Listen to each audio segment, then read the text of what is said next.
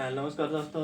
The radical class of chemistry के अंदर आपका हार्दिक स्वागत है। जैसे कि हम विलियन के बारे में, सॉल्यूशन के बारे में पढ़ रहे थे, जिसका हम इंग्लिश में बोलते हैं सॉल्यूशन। पहला लेक्चरर आपको दे चुका था, अब दूसरा। तो इसके अंदर आप देखो कि हम सॉल्यूशन के बारे में पढ़ रहे थे।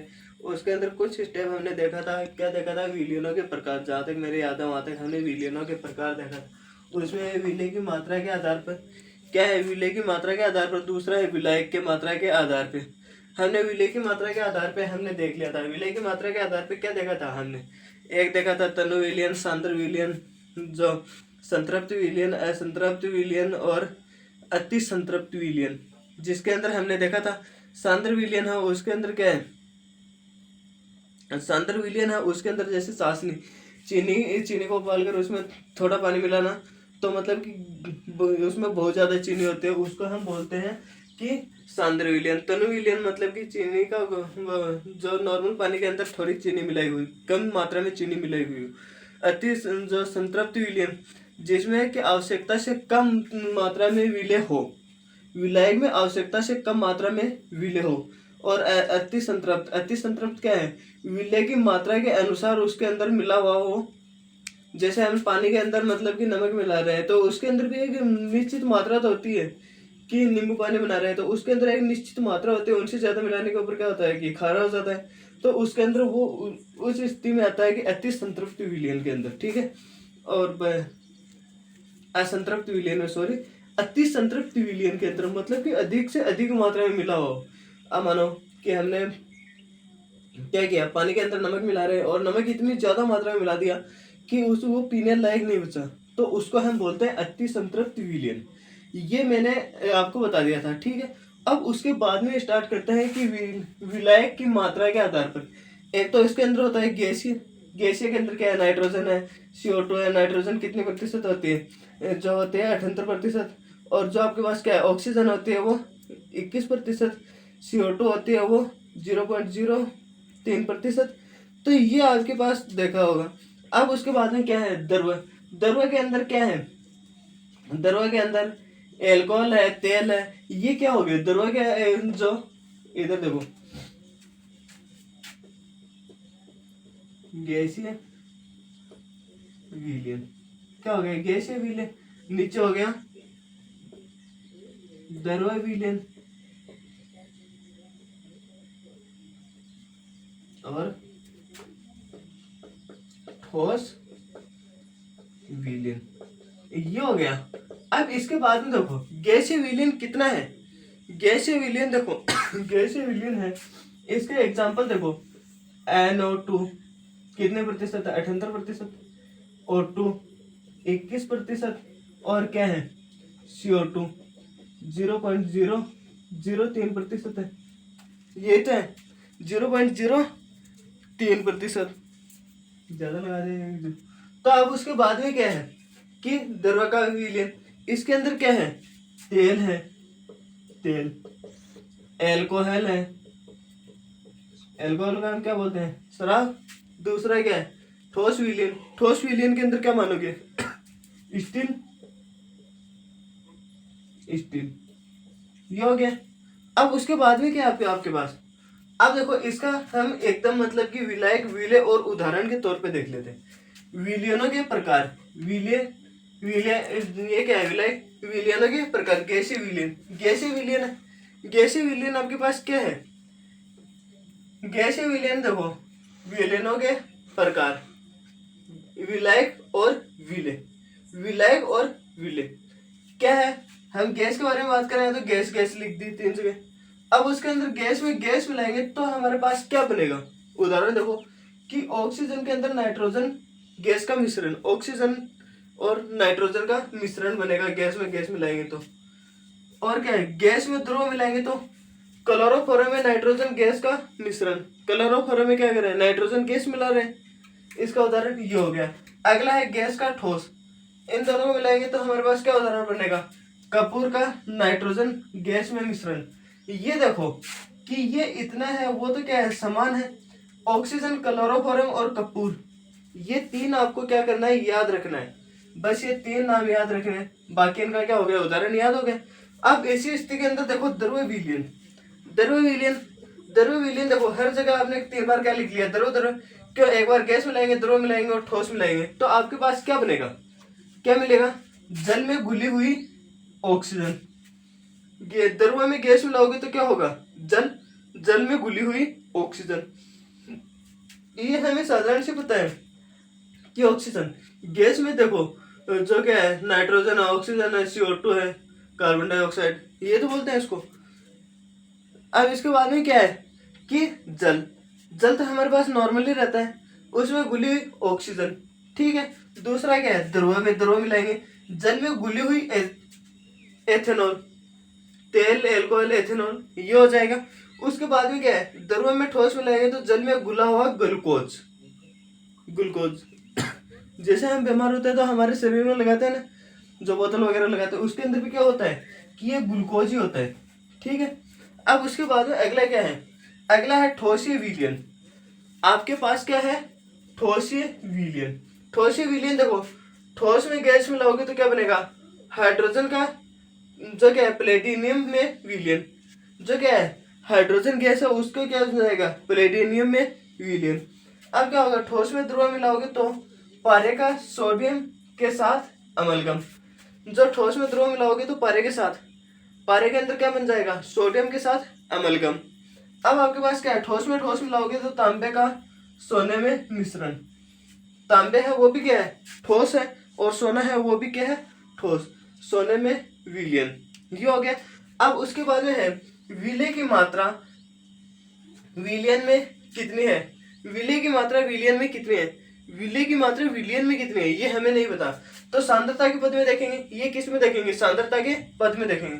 तो देखो मात्रा, एक तो हम द्रव्यमान में लिख सकते हैं, किस में लिख सकते हैं, द्रव्यमान, मोल और आयतन। द्रव्यमान, मोल और आयतन हम 3 ही प्रकार में ले सकते हैं। द्रव्यमान, मोल और आयतन के अलावा हम कोई ले सकते हैं क्या, नहीं ले सकते। अब उसके बाद में देखो कि विलय, आगे ये टॉपिक आपका पूरा, ठीक है, विलयनों के प्रकार। अब इसके बाद में अगला टॉपिक होता है विलेयता, विलयनों की सांद्रता में, सांद्रता को व्यक्त करता है, क्या करता है, सांद्रता को व्यक्त करता है। उसके बाद में देखो द्रव्यमान, द्रव्यमान प्रतिशत, W/W, इसकी परिभाषा देखो, द्रव्यमान, द्रव्यमान प्रतिशत। तो देखो किसी विलयन के भारी भागों में वह संख्या जो विलयन के 100 भार भागों में उपस्थित हो, कितने भागों में उपस्थित हो, 100 भार भागों में उपस्थित होती है, उसे हम विलयन का द्रव्यमान प्रतिशत कहते हैं। उसे क्या कहते हैं, विलयन का द्रव्यमान प्रतिशत, विलयन का द्रव्यमान प्रतिशत कहते हैं। अब देखो, अब आपके पास क्या है, अब इसको इधर वाले को हटा दे, जहां तक मेरे को लग रहा है वहां तक आपको क्या है समझ में आया होगा। देखो इसको हटाओ, इसको हटाओगे, ये परिभाषा हम देखते हैं कैसे बनती है आगे, आगे इसके बारे में थोड़ा एक न्यूमेरिकल भी देखेंगे। इसके बाद में अब आपके पास क्या है,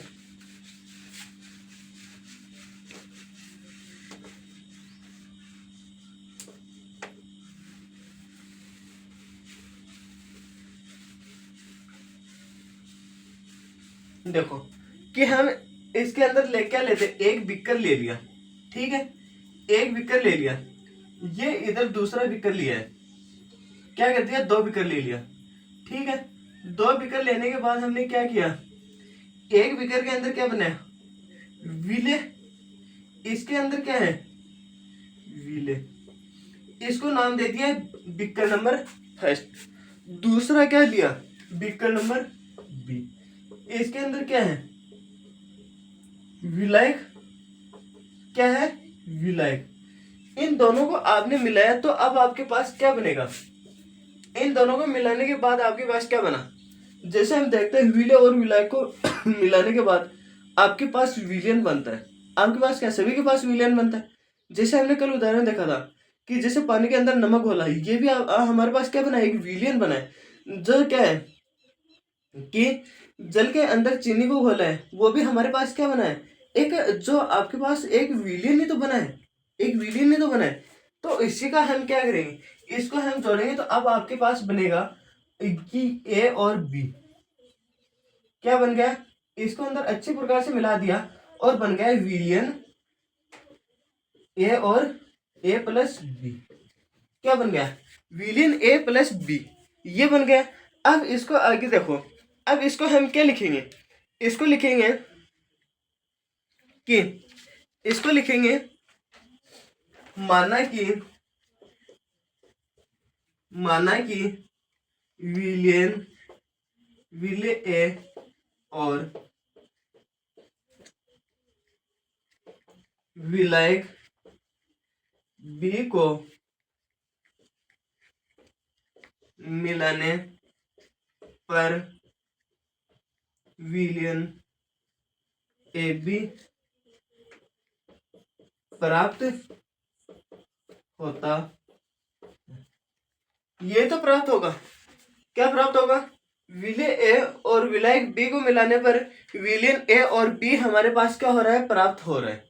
अब उसके बाद में देखो कि हम द्रव्यमान प्रतिशत W के रूप में लिखते हैं, कि इसके रूप में लिखेंगे तो कि हम क्या लिखेंगे? माना कि ए का द्रव्यमान कितना हो जाएगा? WA, और बी का मानोगे तो क्या होगा? माना कि बी का द्रव्यमान कितना हो जाएगा? WB। इन दोनों को लिखोगे तो क्या होगा? विलियन क्या बन जाएगा? अब आपके पास विलियन बनेगा आपके पास कि द्रव्यमान WA प्लस द्रव्यमान WB, ये बनेगा अब आपके पास कि हमने किसके द्रव्यमान के प्रतिशत में लिख दिया। ठीक है, अब देखो, अब हमारे पास एक यहां से क्या बनता है? एक उदाहरण बनता है, जो एक हमारे पास सूत्र बनता है कि अतः सांद्रता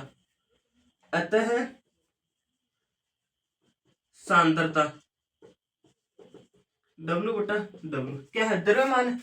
द्रव्यमान हो गया। ऊपर क्या बनेगा अब आपके पास? ऊपर बनेगा आपके पास विलय का द्रव्यमान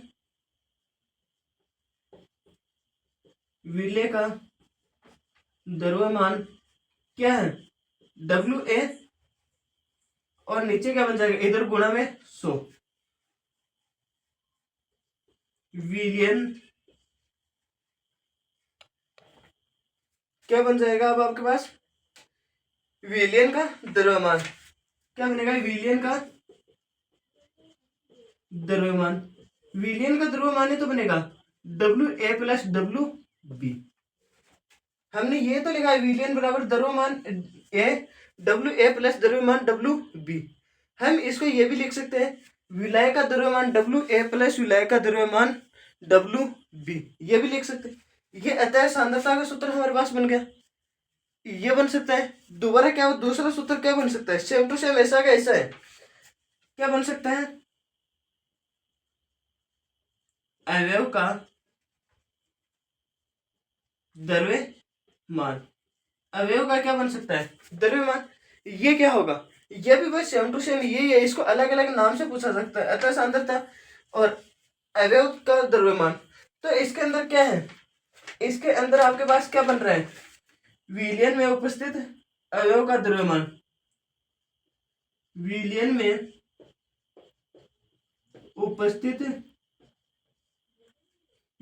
उपस्थित अवयव का द्रव्यमान, ये हो गया बट्टे में कोष्टक में विलय की तो बात हो रही है। इसके नीचे क्या आ जाएगा? इसके नीचे क्या बनेगा? अब आपके पास बनेगा नीचे कि विलय का कुल द्रव्यमान, विलियन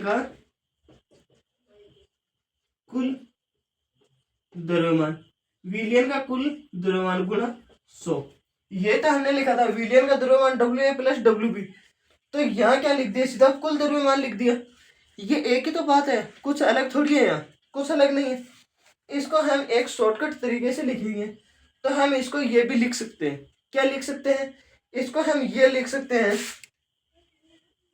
द्रव्यमान बराबर WA बट्टा WA प्लस WB गुणा 100। ये भी हम अगर सूत्र लिखते हैं तो क्या है? हमारा एग्जामिनर ये भी सही निकालेगा, ये भी क्या करेगा? सही निकालेगा। ये भी गलत नहीं निकाल सकता। देखो कि हमने बिकर ए में लिया विले, बिकर बी में लिया विलायक, इन दोनों को मिलाया तो हमारे पास क्या बना, विलियन बना। विलियन कौन सा विलियन बना, ए और बी विलियन हमारे पास प्राप्त हुआ। इसके नीचे लिखेंगे माना कि विले ए और विलायक बी को मिलाने पर विलियन ए और बी प्राप्त होता है। ये शॉर्टकट से बात है, विले और विलाय को मिलाने पर हमारे पास विलियन प्राप्त होगा। ये हम शुरू से मतलब कि कल पहले वाली वीडियो उसमें भी पढ़ते आ रहे हैं। उसके बाद में है हमारे पास क्या है कि माना कि ए का द्रव्यमान डब्ल्यू ए, माना कि बी का द्रव्यमान डब्ल्यू बी, इसका क्या है विलियन बराबर द्रव्यमान ए डब्ल्यू ए प्लस विलियन क्या होगा डब्ल्यू बी द्रव्यमान।